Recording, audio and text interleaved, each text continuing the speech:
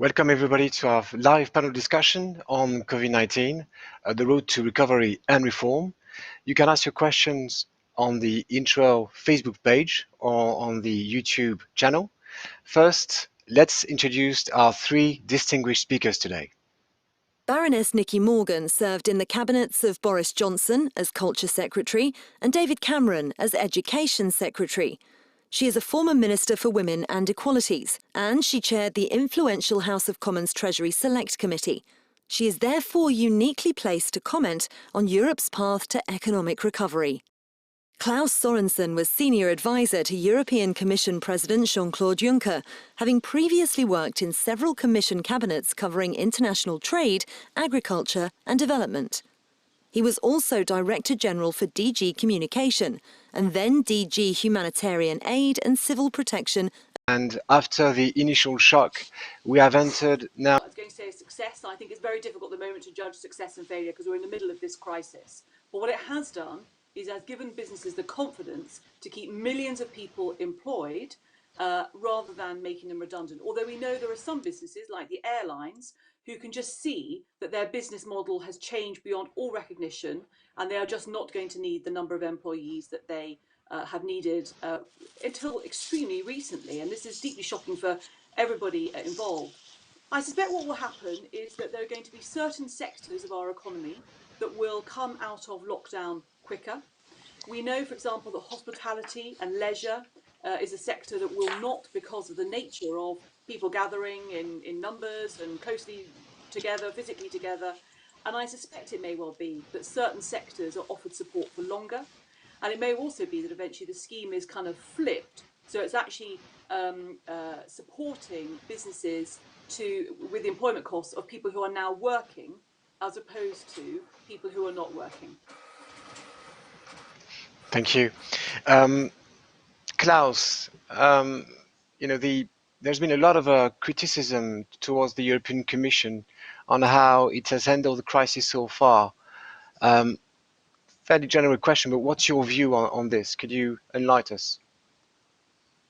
Well, I think we all remember that the big focus right at the outset was on the migration crisis. And we were faced with pressure from Turkey on the Greek-Turkish border. And I think we lost about a week on that account. When it comes to action by the European Commission, I believe it's fair to say that member states have made everything they can to avoid that health issues are dealt with at the European level. If you look at the rules under the treaty, it is only to transmit information and to talk together, but there's nothing like a strategic response capacity enshrined in the treaty. So we may criticize, but I believe it's a little bit unfair to expect that the Commission should have acted proactively on the data that came from the WHO.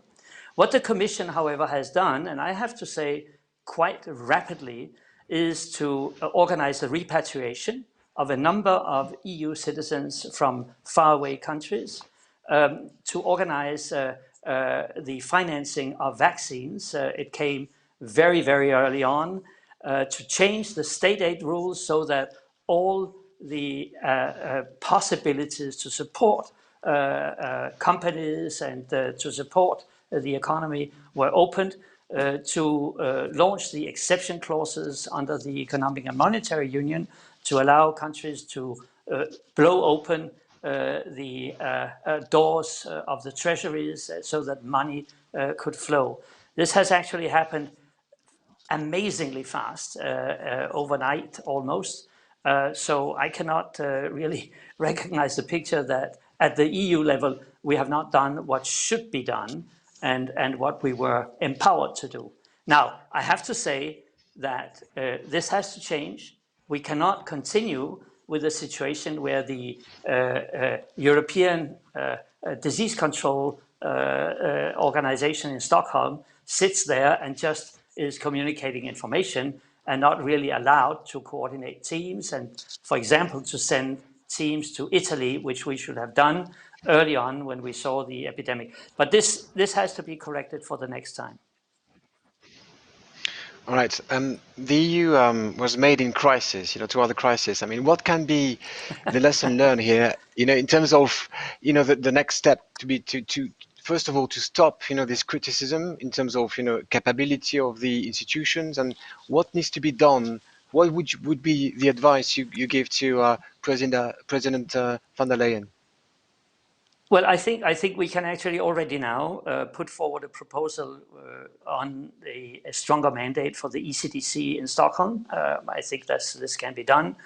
I believe in the medium term, if ever we change the treaty, which we will do, we have to look at the mandate for health collaboration and also for civil protection and disaster response. It simply has to be strengthened, which means that there has to be action at the local level, at the level of member states, and at the European level. And by the way, also by the United Nations, that they have to be empowered and hopefully able to help us. Then we move to the economics. And I think this is where there's many more tools at the European level. We have the EU budget, we have the European Central Bank, we have the ESM, we have the European Investment Bank. And obviously, as you follow what is going on these days, it's all about avoiding that this major disaster on the medical side turns to a major disaster of an economic kind. This morning, we got the latest predictions coming out of the European institutions of a -8% in growth this year as compared to last year. It's a major shock to the economy. Then they predict that there may be positive news next year, but they say at the same time that the predictions or the uncertainty is tilted towards the negative. So this is the moment where everybody have to come together in establishing a recovery plan. I would rather call it a Europe Generation X or Europe for Millennials, a push towards the new society that we want to see emerging that actually fits with the challenges of this century. It's a crisis that has to be turned into something positive. Thank you, Klaus. And I'd like to invite, our distinguished speakers to intervene and, to ask questions as well, whenever you hear something you do not agree or agree. Jens, welcome. From Germany's standpoint, actually, the situation is, Germany has been seen as a leader in terms of how they've managed the crisis. I mean, what's the situation in Germany right now? Situation is that just today the government, the German government and the governments of the 16 Länder have agreed that they want to reopen a lot of businesses, that schools should reopen by and by so that pupils can go back to school at least till the end of this school term before the holidays begin. So there's a crucial moment, really. The decision is made, or the analysis is that the government thinks that we are now at a point where we can do this reopening. Still, there are certain rules they put to it. For example, they say that if there are new regional outbreaks, something certainly will have to be done about that. But the pressure has been very strong, especially from the economy and in certain areas where we have not that many infections to do this reopening, and that's where we are now. Thanks. And making the link with the EU, Jens, how strong is Germany's willingness to support the other countries which have been more impacted by COVID-19? Think about Italy, of course, Spain, France, and others. Actually, what's the mood right now? The opinion to support that? There've been some developments, but we were talking earlier about the Corona bonds, which are not going to happen for a number of reasons. So what's the mood right now in terms of supporting the EU from Germany? I think there's a strong willingness to support the other countries. the government and people in general know that the whole of Europe has to get out of this crisis. That I actually want to add at this point, we are still in the middle of it. We don't know what might happen over the next 2 months concerning the infections.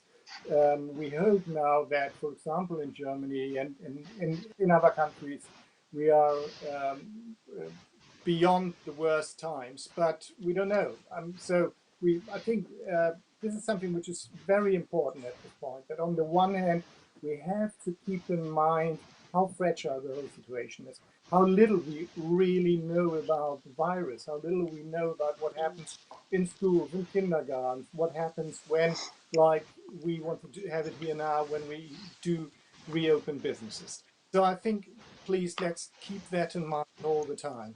Coming back to your question, though, we all have the feeling here in the political scene that the government wants to support countries like Italy, countries like Spain very strongly in building up the economy again.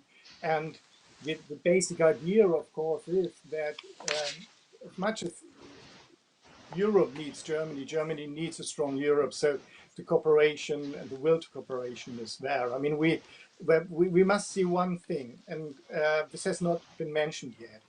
Yes, it was very difficult for the EU Commission to do more because there are a lot of restrictions in the health area. They haven't got, as was pointed out, that many rights, or there are no fields where they could act in. But in general, I think we must see that in the beginning of that crisis, a lot of people might have felt that Europe, the European Union, failed in helping. There was this excuse to Italy. Italy should have, by Ursula von der Leyen, there should have been more help for Italy, which showed that there was a failure. But also this general feeling that, for example, we have closed borders, and there's this awful and frightening crisis, and one of the ideas that in a united Europe comes to the mind of our politicians to close the borders rather than finding a solution and cooperate. And I find that very difficult, and I think a lot of people find that difficult. So yes, we have to do something about these borders too. So before getting back to you, Baroness Morgan, can I ask Claus to react to that? If you have any comments in relation to this perception? Well, I couldn't agree more. I think it was actually scandalous that the Italians asked for help, and every member state was sort of focused on their own stuff, without really understanding that if we didn't solve the problem in Italy, it would come to them. There was a very strong nationalistic sort of instinct running through the whole system, and it took a couple of weeks for the Commission to come to grips with that and reopen the borders, actually with the help of member states, because you had to undo the exception clauses and so on. What helped a lot was that a lot of trucks with protective material was actually stopped at the borders, and that made it absolutely clear to people that this was idiotic. We had to do that.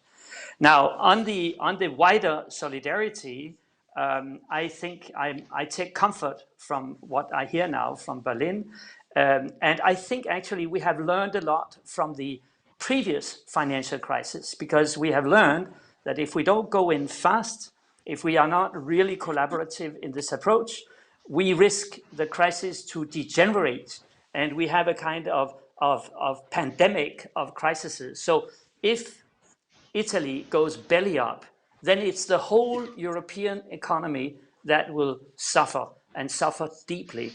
What we have to avoid is that the Italian government finds itself in a situation where they have to take loans that cost 3 to 4 percentage points more than the normal low euro rate because they cannot access, because there's too much risk. That would lead to higher spreads. It will lead to a Italian public debt deficit or debt burden going up from 140 to 180. And that would put the Italian government in an impossible situation because they have to spend money in order to get the economy going. But they cannot print money because they don't have, like the UK, their own central bank to do it. They need somebody else to do it, and they need us to guarantee in some way or the other the loans that they have to take on the market. And this is the crunch point. This is exactly what ministers are talking about these days. And that's not about solidarity. It's actually about self-interest, enlightened self-interest. Because if it goes bust in Italy, it will have disastrous consequences all over the place. I could mention also the exposure of French banks to Italy or German banks to Italy. It's not only a question of the trade that would break down, but it would also be the financial system. And I think people remember the last crisis, so I'm quite hopeful. I find that the rhetoric today is more understanding, maybe with the exception of a Dutch Minister of Finance, but I think he has understood that he has to be a little bit more careful next time. Thanks, Klaus. Baroness Morgan, we can't talk about Europe and the United Kingdom without talking about Brexit. And, behind COVID-19 and Brexit, there are very complex processes in place. But nonetheless, I'm going to ask you this question. What's the impact of COVID-19 on Brexit? And will there be any impact on the Brexit process? Well, I think there has been an impact in terms of the progress of the negotiations, because obviously both Michel Barnier is the one I've heard about, and he obviously was suffered from the virus, and then David Frost, the UK's chief negotiator, also fell, well, he had the symptoms. So, I mean, there's just been a delay, and I think inevitably the UK government's attention has had to be elsewhere. But of course, negotiations have now started again, being conducted online. I mean, I think there's a lot of speculation about whether, in fact, there'll be a delay to the end of the transition period. I think the UK government will do everything it possibly can to make sure that it does not have to ask for a delay. I think for some of the reasons, actually, that Klaus and Jens have just talked about, in the sense of those who campaigned for Brexit in the UK can see that the EU is going to be focused on its own recovery, on supporting member states, and actually they will see that as a sign that the UK should just carry on getting out. And of course, the negotiations with the US for a trade agreement were formally started yesterday by the Minister Liz Truss and the US Trade Representative. So I think there is a determination in government to carry on. The UK government, I think, has until the end of June to ask for an extension. But I have to say, I think that the Prime Minister will do everything he can to make sure that extension is not asked for. Thank you. Klaus. Well, yeah, maybe you allow me a little comment here. Just seeing things from the continent, it is absolutely true that we need to see some light before the 1st of July. This is the absolute latest date that we can decide whether there will be a deal or whether we will go for a hard Brexit. There may be willingness to negotiate, but as I hear from the negotiators, and I have very close contacts to them, is that not much has happened since the 18th of March, where the Commission put the whole text on the table, including level playing field, fisheries, governance, data protection, all the other things that are part and parcel of our strong relationship with the UK that we would like to see continuing. So we have precious little time. If we go beyond, then I don't see any realistic way of avoiding a hard Brexit. That would mean that the lorries will be stopped in Dover and in Calais, that customs duties will be collected, and animals will be inspected and all of that. And my real concern is that that would be precisely the moment, if the recovery strategy is successful, that maybe we will see we come out of the COVID crisis. And then we get into a new shock. So I really hope, I pray that the negotiators will move very fast over the next coming weeks. Otherwise, I don't think there's political bandwidth actually to deal with this. I don't think the Commission or the member states can change very much, because there are all these different interests on governance, on state aid, on level playing field, on fisheries. I just don't even want to think about what will happen in the North Sea if we don't have some kind of understanding. So now is the moment. I think that's Thanks. true Can in I terms of, in terms Sorry, of Baroness, negotiations. Minions. Yeah, sorry. I think Go on. that's absolutely true in terms of now is the time for progress on the negotiations. Just to explain, I think the UK political view again of the government is that this is going to be a difficult time, as you said, Klaus, economically for the EU, for the UK. I mean, I think our figures are very similar to the shock figure, economic shock figures you've just talked about earlier. And so I think people's view, the UK political view, is look, this is going to be a difficult period anyway. We might as well actually just continue with the plans. Better if we have negotiated settlement, but if we don't, then actually we're into a whole new normal in so many different ways. And that's a hard Brexit. Yeah. Jens, Does that mean that? Yeah. Okay, Mike, I wondered after what has just been said whether does that really mean that it's the alternative? Either they come to terms, or it must be the hard Brexit.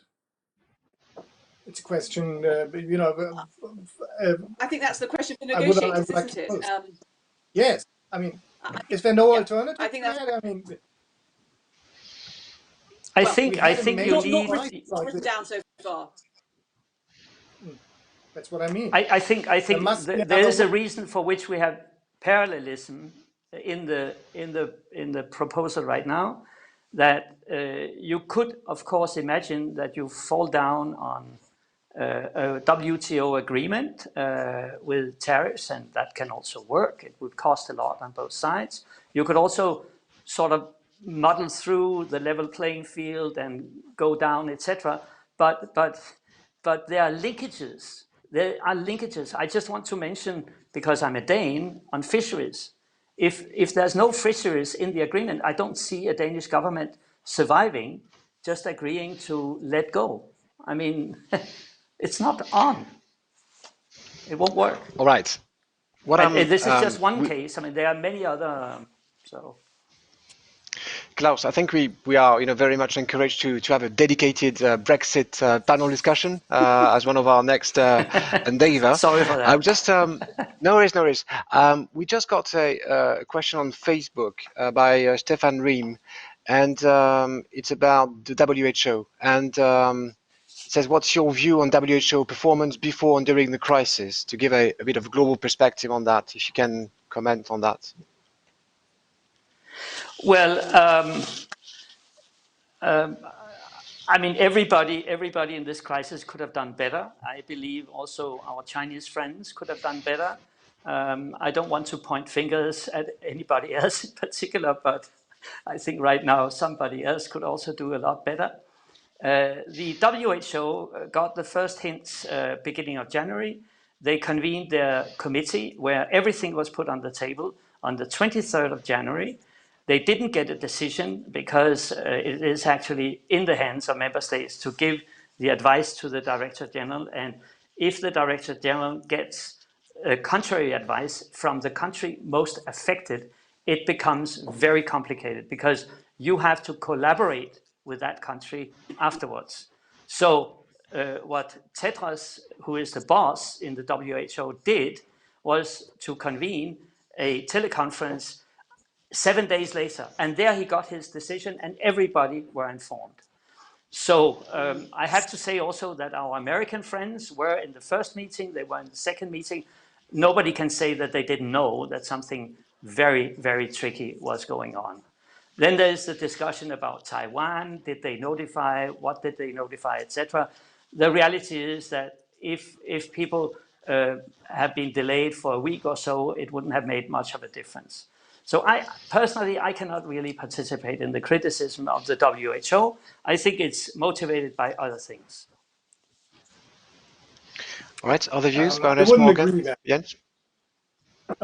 Well, I think what Claus is probably right in his opening remark when he said that everybody has got something to learn from this, and there will inevitably have to be, and that's one of the things that the WHO will be able to hopefully to oversee or to push is a proper global inquiry involving, including China, as to what happened, who knew what, when. I mean, there's now this research the other day about a French doctor saying he's found one of his patients at the end of December, going back to look at the swab samples, has tested positive for COVID-19. So was it in Europe earlier than we realised?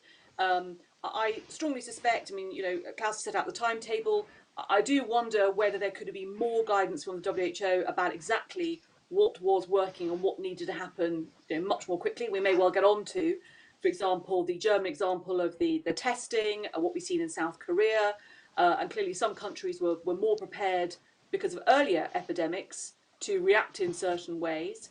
But I think criticism is easy, and the issue is going to be, as Jens said, we're in the middle of this crisis. The question is going to be, how do we support? I strongly believe we must be involved in the World Health Organization. I don't agree with the countries, and I think it's America who don't want to pay or to be involved. We have to solve this on a global basis, and I would have thought the WHO has to be a key part of that. Thanks. Talking about Jens, please, yes. Sorry. Yeah, sorry, but I have to say here that, we, although, as I had said, we are in the middle of a crisis, we really have to we have to look very hard into what the WHO has done and where they have failed at a certain point in the handling of the information, even though there are reasons why they might have had to handle China in a certain way. We have to look at what has gone wrong in the first months. We have to look at what China has done and where China has failed. And I think the covering up of COVID-19 in the beginning, the lack of information, all that. No criticism is not easy. Criticism is absolutely necessary. We are in a crisis which did not have to happen in the way it has happened. So, and I think the WHO is a problem that has to be spoken about. Okay, thanks. I'd like to. We've got a question from Gilles Collard. It's about the EU again, European Union. How should the EU reform itself post-COVID-19? What are the lessons and what needs to change? Fairly generic and global question, but that's a good one. Claus, do you want to? Indeed, it's a good point. I mean, let's talk about reform, actually. Yeah, that's. I mean, we only have limited time, so obviously, heads of state and government gave a mandate to the Commission, and by the way, to the President of the European Parliament and the President of the Council to come up with a recovery plan.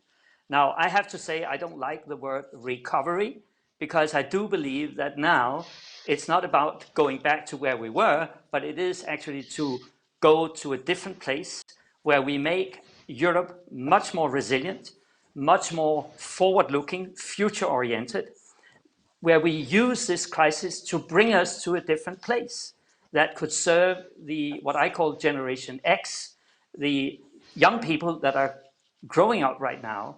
And that's about mobilizing all policy tools at the European level and to make sure that they are working well together with what is actually happening at the national level.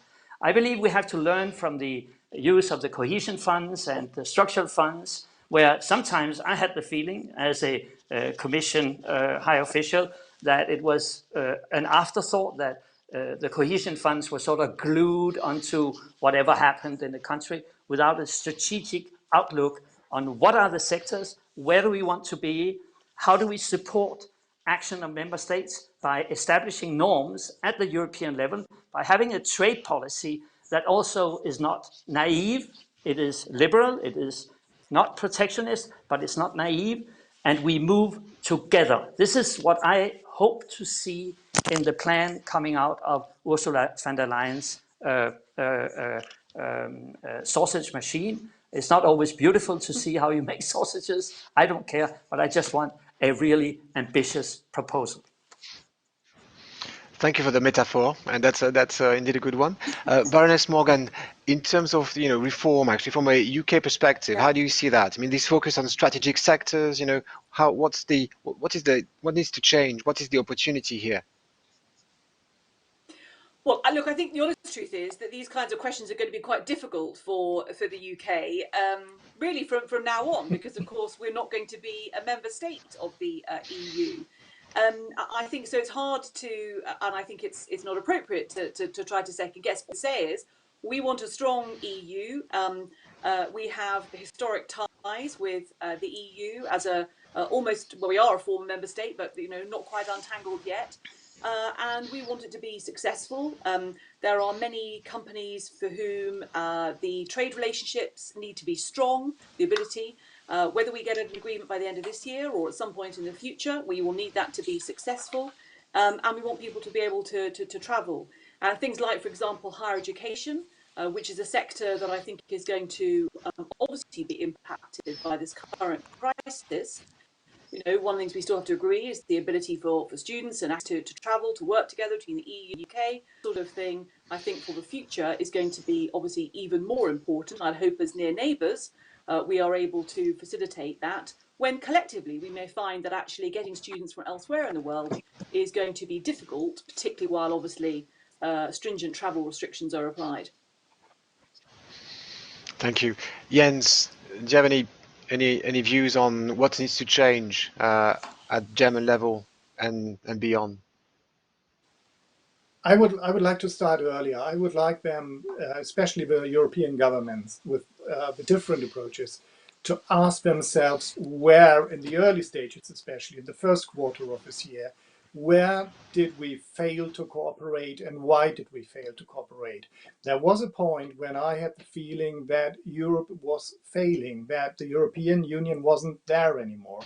I know there was a change afterwards, but to get into this situation of not really cooperating anymore in the worst of all moments really doesn't speak very much for them. So I would like them to analyze this and then draw consequences. Thanks. We've got a bit of time for further comments. Maybe I could. Yes. I could.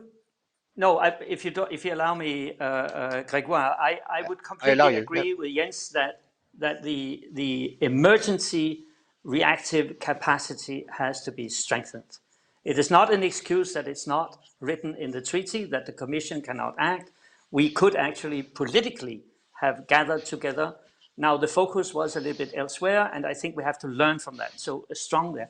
But the next is how to make our economies more resilient. What if the downside risks that we see in the economic forecasts from this morning suddenly become real, and we are faced with 10 to 15% unemployment, not to speak about the youngsters. So we have to, in my view, now be serious about climate, about the digital agenda, about the health agenda, about our industrial policy, and transport, smart transport, automatic cars, batteries, all of that. This is the moment to step up and make sure we have that focus on the future-oriented sectors so that governments, the Commission, and the live forces of the economy, companies and enterprise, they know where we are going. It's an opportunity not to be missed. Very good. Thank you very much. I think we are reaching the end of our session. I mean, it's been wonderful to have such insights, and you can see that a number of countries and organizations are really at the crossroad in terms of choice, and that makes me think about the Renaissance, really, the opportunity to go back to the Dark Age or to move up, and that's really very, very critical time. So I'd like to thank you very much, the three of you, for spending the time and sharing your insights. That's been fantastic in terms of European perspective. I thank all our viewers for tuning in, and to the next time we're going to organize this kind of session on Brexit, on any other exciting topics like this. Bye bye for now. Thank you. It should be future-oriented, Grégoire. Absolutely. Let's look at the future. Allez. Bye for now.